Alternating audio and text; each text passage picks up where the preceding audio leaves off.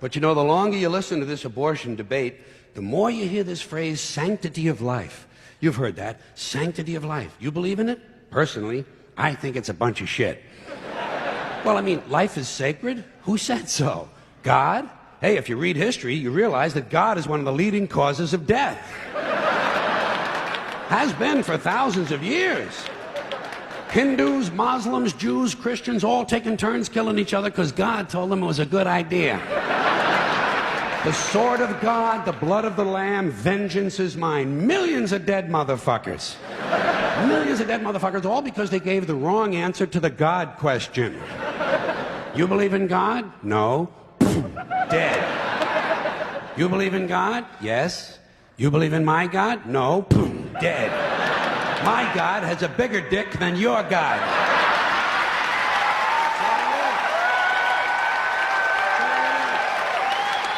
Thousands of years. Thousands of years. And all the best wars, too. The bloodiest, most brutal wars fought, all based on religious hatred. Which is fine with me, eh? Anytime a bunch of holy people want to kill each other, I'm a happy guy. But don't be giving me all this shit about the sanctity of life. I mean, even if there were such a thing, I don't think it's something you can blame on God. No, you know where the sanctity of life came from? We made it up. You know why? Because we're alive. Self-interest. Living people have a strong interest in promoting the idea that somehow life is sacred. You don't see Abbott and Costello running around talking about this shit, do you? We're not hearing a whole lot from Mussolini on the subject. What's the latest from JFK? Not a goddamn thing. Because JFK, Mussolini, and Abbott and Costello are fucking dead. They're fucking dead. And dead people give less than a shit about the sanctity of life. Only living people care about it, so the whole thing grows out of a completely biased point of view. It's a self-serving, man-made bullshit story. It's one of these things we tell ourselves so we'll feel noble. Life is sacred. Makes you feel noble. Well, let me ask you this. If everything that ever lived is dead, and everything alive is going to die, where does the sacred part come in? I'm having trouble with that. Because, I mean, even with this stuff we preach about the sanctity of life, we don't practice it. We don't practice it. Look at what we kill. Mosquitoes and flies, because they're pests. Lions and tigers, because it's fun. Chickens and pigs, because we're hungry.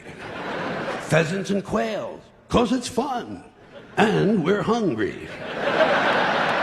And people, we kill people, because they're pests. And it's fun.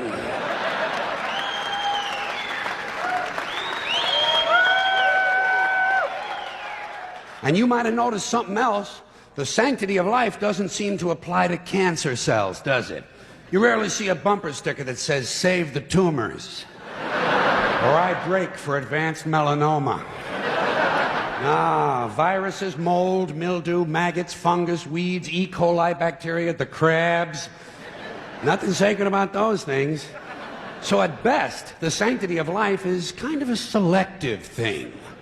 We get to choose which forms of life we feel are sacred, and we get to kill the rest. Pretty neat deal, huh? You know how we got it? We made the whole fucking thing up. Made it up. The same way. Thank you. The same way we made up the death penalty. We made them both up, sanctity of life and the death penalty. Aren't we versatile?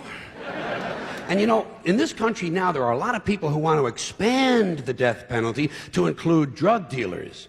This is really stupid. Drug dealers aren't afraid to die. They're already killing each other every day on the streets by the hundreds. Drive-bys, gang shootings, they're not afraid to die. Death penalty doesn't mean anything unless you use it on people who are afraid to die. Like the bankers who launder the drug money. The bankers who launder the drug money. Forget the dealers. You want to slow down that drug traffic, you got to start executing a few of these fucking bankers. White, middle-class, Republican bankers. And I'm not talking about soft American executions like lethal injection. I'm talking about fucking crucifixion, folks. Let's bring back crucifixions, a form of capital punishment that Christians and Jews of America can really appreciate. And I'd go a little further. I'd crucify people upside down. Like St. Peter, feet up, head down. And naked. I'd have naked upside down crucifixions on TV once a week at halftime of the Monday night football game.